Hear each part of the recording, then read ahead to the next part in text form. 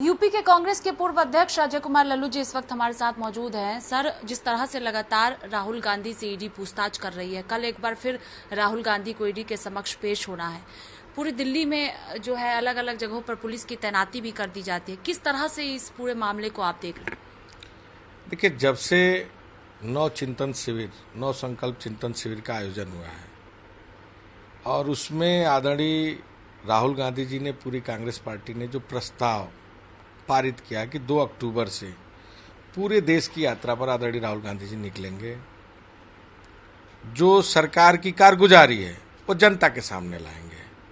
जिस तरह बेरोजगारी देश की सबसे बड़ी समस्या है, महंगाई सबसे बड़ी समस्या है, सेना के जवानों की भर्ती में 4 साल का कॉन्ट्रैक्ट बेस पर भर्ती का प्रावधानित किया गया है, जहां नौजवान उद्वेलित है, आक्रोशित है।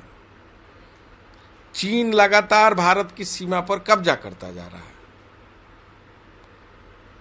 डीजल, पेट्रोल और गैस के दाम बढ़ते जा रहे हैं।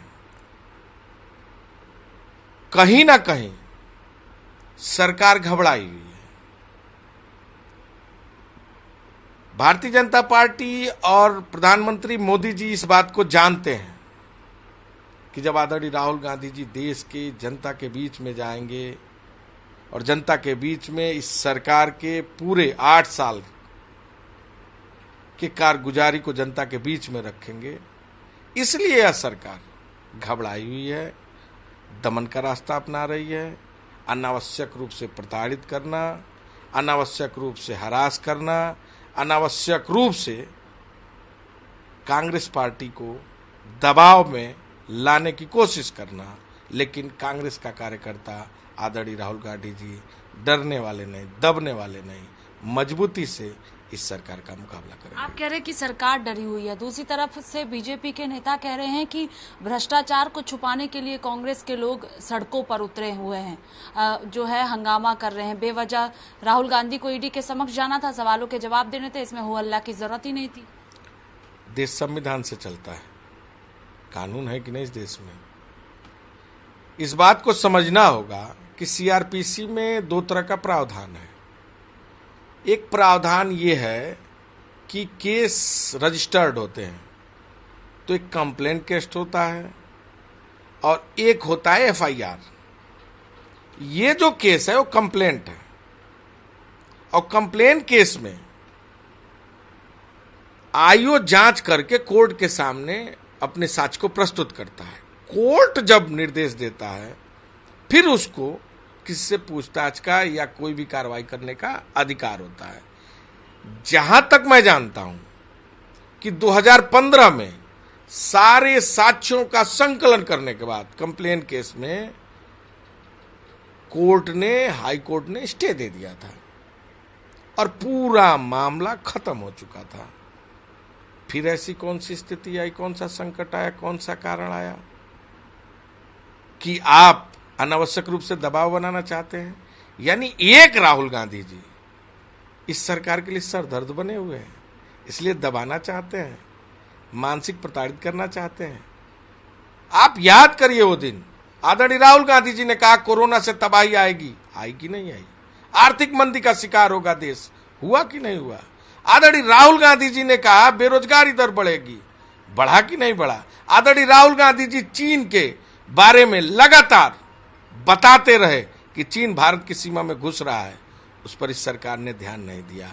आदरणीय राहुल गांधी जी ने अभी एक कॉन्फ्रेंस में कहा कि भाजपा सरकार ने किरोसिन तेल पूरी तरह देश में छिड़क दिया है और देश में कभी भी कोई भी ऐसी वारदात होना शुरू होगी जिससे देश अशांति के दौर से गुजरेगा।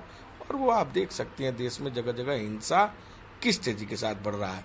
मैं समझता हूं कि भारतीय जनता पार्टी डरी हुई है, सहमी हुई है और यह जानती है कि आने वाला समय उनका सत्ता समाप्त होने वाला है, कांग्रेस वापस आने वाली है, इसलिए वह मानसिक डर बनाना चाहती है। आदरणीय राहुल गांधी हैं, न डरे हैं, न डरेंगे, न झुके हैं, न झुकेंगे। वो लड़े हैं और कांग्रेस का एक एक कार्यकर्ता उनके लिए जान कुर्बान करने को तैयार रहेगा। एक और इससे हटकर एक सवाल कि सुप्रीम कोर्ट ने बुलडोजर की कार्रवाई पर यूपी सरकार से जवाब मांगा है। देखिए, भारतीय जनता पार्टी सरकार के पास तो कोई काम है नहीं। 2 साल से 69,000 शिक्षक भर्ती का नौजवान आज इको गार्डन में बैठा है, रोज सड़कों पर आंदोलन कर रहा है आरक्षण के मांग को लेकर। पुलिस भर्ती, पीएससी भर्ती, दरोगा भर्ती, बिजली विभाग की भर्ती, सिंचाई भर्ती, किस भर्ती में घोटाले नहीं हुए? नौजवानों के भविष्य के साथ कितना बड़ा कुठाराघात किया गया। क्या उन अधिकारियों पर बुलडोजर की प्रक्रिया चल रही है? सरकार के पास हिम्मत है? गुजरात का आईपीएस याद है आपको, महोबा इंद्रकांत मणि दुबे, जिनकी हत्या हुई, आज तक इनाम घोषित हुआ, क्या वो पकड़ा गया? नहीं पकड़ा गया। न उसके खिलाफ कोई कार्रवाई कर पाई है सरकार, न उसके घर पर बुलडोजर चलवा पाई। पूरी तरह असंवैधानिक रूप से यह सरकार काम कर रही है। संविधान को योगी आदित्यनाथ नहीं मानते। किसी भी कार्रवाई को करने के लिए एक प्रक्रिया होती है और देश संविधान से चलता है।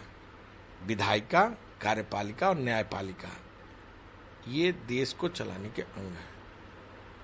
और मैं समझता हूं संविधान में सबको अलग अलग अधिकार दिए गए हैं। आज योगी आदित्यनाथ विधायिका का भी काम, कार्यपालिका का काम, न्यायपालिका का काम सब अकेले कर रहे हैं। क्या किसी व्यक्ति के घर तोड़ने से पहले कार्रवाई पूरी की गई? क्या कोई प्रक्रिया अपनाई गई? मुकदमा लिखा गया? क्या उसके खिलाफ नोटिस गई? क्या मजिस्ट्रेट ने उनके के लिए कोई जुर्माना की व्यवस्था की? आप डायरेक्ट, एक प्रक्रिया है न्यायालय की, उस प्रक्रिया को अपनाना पड़ता है। उसके बाद वो भी उनकी जमीन इनलीगल होगी तभी कोई कार्रवाई हो सकती है। लेकिन मैं समझता हूं यह सरकार किसी नियम, कानून और प्रक्रिया को नहीं मानती है। जिस मर्जी चाहे सत्ता के दम पर, अहंकार के दम पर वो इस सत्ता को चलाना चाहती है। बहुत शुक्रिया। देखिए, चूंकि राहुल गांधी लगातार जनता की आवाज को उठाते रहे हैं और आवाज बुलंद कर रहे हैं, कई अहम मुद्दों को उठा रहे, इसी वजह से ईडी उनको परेशान कर रही है। ये कहना है उत्तर प्रदेश के कांग्रेस के पूर्व अध्यक्ष अजय कुमार लल्लू का। कैमरा पर्सन राहुल के साथ मैं स्वाति पाठक, भारत समाचार, दिल्ली।